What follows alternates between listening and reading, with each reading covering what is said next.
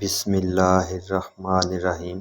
اللہم صلی علی سیدنا و مولانا محمد و علی آلہ و اصحابہ و بارک وسلم۔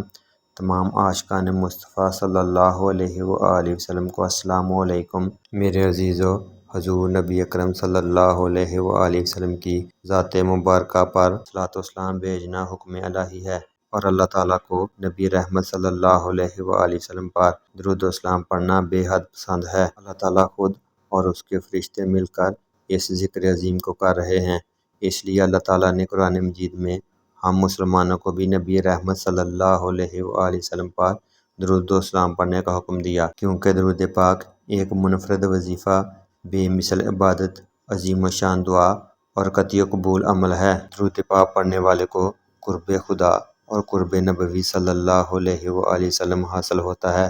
اللہ تعالیٰ کا ارشاد ہے، وہی ہے جو تم پر درود بھیجتا ہے اور اس کے فرشتے بھی، تاکہ تمہیں اندھیروں سے نکال کر نور کی طرف لے جائے، اور وہ مومنوں پر بڑی مہربانی فرمانے والا ہے۔ سبحان اللہ۔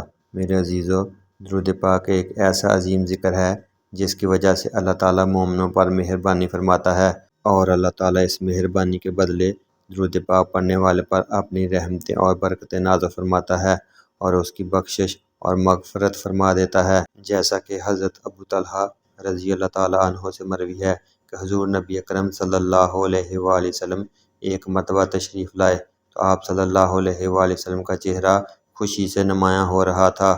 آپ صلی اللہ علیہ وآلہ وسلم نے فرمایا، ابھی جبرائیل علیہ السلام میرے پاس آئے اور انہوں نے کہا، آپ کا رب فرماتا ہے، اے محمد صلی اللہ علیہ وآلہ وسلم، آپ اس بات پر راضی نہیں کہ آپ کی امت میں سے جو بندہ ایک مرتبہ درود پاک پڑھے، میں اس پر 10 مرتبہ رحمتیں بھیجتا ہوں، اور آپ کی امت میں سے کوئی آپ پر ایک مرتبہ سلام بھیجے تو میں اس پر 10 مرتبہ سلام بھیجتا ہوں۔ درود پاک ایک ایسا عمل ہے کہ جو بندہ درود پاک پڑھتا ہے، اللہ تعالیٰ اس کے 10 گناہ مٹا دیتا ہے۔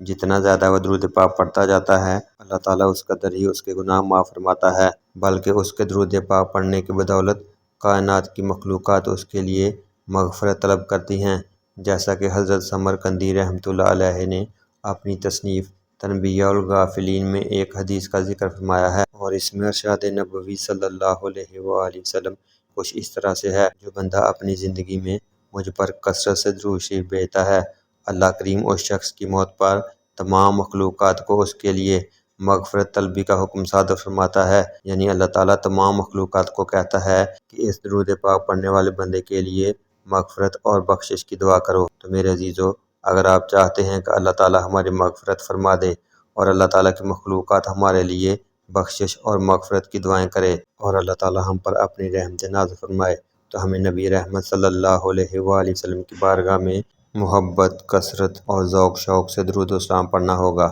اللہ تعالیٰ سے دعا ہے کہ ہر مسلمان کو اور مجھے بھی اور میرے گھر والوں کو بھی کثرت سے درود و سلام پڑھنے کی توفیق دے، اور ہماری پریشانیوں مصیبتوں کو ٹال دے، اور ہمارے اوپر اپنی رحمت نازل فرمائے، اور قیامت کے دن ہماری بخشش فرمائے۔